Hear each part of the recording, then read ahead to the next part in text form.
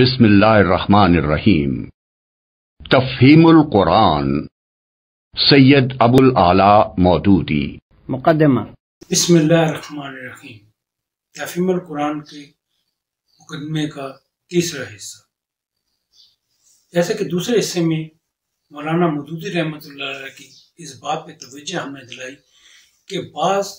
لوگ مخصوص mind set up کی وجہ سے قرآن کی مخالفت برائے مخالفت پہ اتر آتے ہیں۔ اسی طرح وہاں پہ اس شخص کا بھی ذکر ہوا جو تفہیم القرآن کی حمایت، قرآن کی حمایت محض اس وجہ سے کرتا ہے، عقیدت، احترام اور محبت کی وجہ سے کہ وہ دین اسلام میں پیدا ہو۔ اس تیسرے حصے کے اندر مولانا مودودی رحمۃ اللہ علیہ ان افراد کا، ان لوگوں کے ذہن کا ذکر کر رہے ہیں جو نہایت خلوص کے ساتھ قرآن کو، تفہیم القرآن کو پڑھنے کے لیے آتے ہیں، تو ان کے ذہن کی کیفیت کیا ہو جاتی ہے۔ جس وقت وہ تفہیم القرآن کو پڑھتے ہیں تو اس وقت ان کے ذہن میں ایک عجیب سی کیفیت پیدا ہوتی ہے، اور یہ بات مولانا مودودی رحمۃ اللہ علیہ نے اس وجہ سے لکھی ہے کہ یہ ایک قدرتی عمل ہے۔ یہ کیوں پیدا ہو جاتی ہے کیفیت، اس کی ذہنی کیفیت کیوں ایسی ہوتی ہے،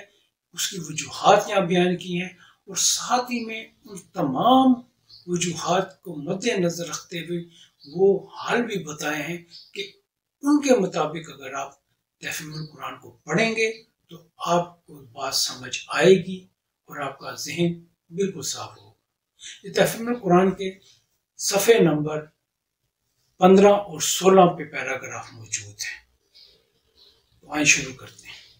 پھر ایک کتاب کو اچھی طرح سمجھنے کے لیے ضروری ہے کہ پڑھنے والے کو اس کا موضوع معلوم ہو، اس کے مقصد و مدعا اور اس کے مرکزی مضمون کا علم ہو، اس کے انداز بیان سے واقفیت ہو، اس کی اصطلاحی زبان اور اس کے مخصوص طرز تعبیر سے شناسائی ہو، اور اس کے بیانات اپنی ظاہری عبارت کے پیچھے جن احوال و معاملات سے تعلق رکھتے ہوں وہ بھی نظر کے سامنے رہیں۔ عام طور پر جو کتابیں ہم پڑھتے ہیں ان میں یہ چیزیں بآسانی مل جاتی ہیں، اس لیے ان کے مضامین کی تہ تک پہنچنے میں ہمیں کوئی بڑی زحمت نہیں ہوتی، مگر قرآن میں یہ اس طرح نہیں ملتی جس طرح ہم دوسری کتابوں میں انہیں پانے کے عادی رہے ہیں۔ اس لیے ایک عام کتاب خواں کی سی ذہنیت لے کر جب ہم میں کا کوئی شخص قرآن کا مطالعہ شروع کرتا ہے تو اسے کتاب کے موضوع، مدعا اور مرکزی مضمون کا سراغ نہیں ملتا۔ اس کا انداز بیان اور طرز تعبیر بھی اسے کچھ اجنبی سا محسوس ہوتا ہے، اور اکثر مقامات پر اس کی عبارات کا پس منظر بھی اس کی نگاہوں سے اوجھل رہتا ہے۔ نتیجہ یہ ہوتا ہے کہ متفرق آیات میں حکمت کے جو موتی بکھرے ہوئے ہیں ان سے کم و بیش مستفید ہونے کے باوجود آدمی کلام اللہ کی اصلی روح تک پہنچنے سے محروم رہ جاتا ہے، اور علم کتاب حاصل کرنے کے بجائے اس کو کتاب کے محض چند منتشر نکات و فوائد پر قناعت کر لینی پڑتی ہے۔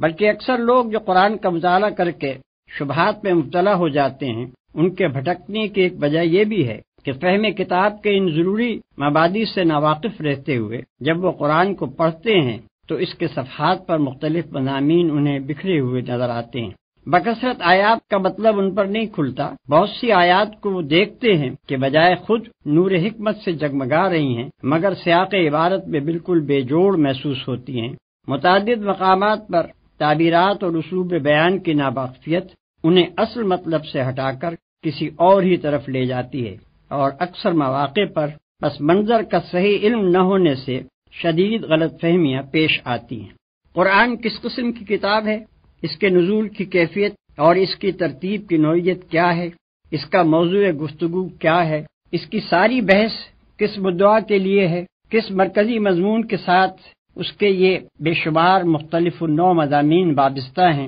کیا طرز استدلال اور کیا طرز بیان اس نے اپنے مدعا کے لیے اختیار کیا ہے، یہ اور ایسے ہی دوسرے چند ضروری سوالات ہیں جن کا جواب صاف اور سیدھے طریقے سے اگر آدمی کو ابتدائی میں مل جائے تو وہ بہت سے خطرات سے بچ سکتا ہے، اور اس کے لیے فہم و تدبر کی راہیں کشادہ ہو سکتی ہیں۔ جو شخص قرآن میں تصنیفی ترتیب تلاش کرتا ہے اور وہاں اسے نہ پا کر کتاب کے صفحات میں بھٹکنے لگتا ہے، اس کی پریشانی کی اصل وجہ یہی ہے کہ وہ مطالعہ قرآن کے ان مبادی سے ناواقف ہوتا ہے۔ وہ اس گمان کے ساتھ مطالعہ شروع کرتا ہے کہ وہ مذہب کے موضوع پر ایک کتاب پڑھنے چلا ہے۔ مذہب کا موضوع اور کتاب، ان دونوں کا تصور اس کے ذہن میں وہی ہوتا ہے جو بالعموم مذہب اور کتاب کے متعلق ذہنوں میں پایا جاتا ہے، مگر جب وہاں اسے اپنے ذہنی تصور سے بالکل ہی مختلف ایک چیز سے سابقہ پیش آتا ہے تو وہ اپنے آپ کو اس سے مانوس نہیں کر سکتا، اور سرشتہ مضمون ہاتھ نہ آنے کے باعث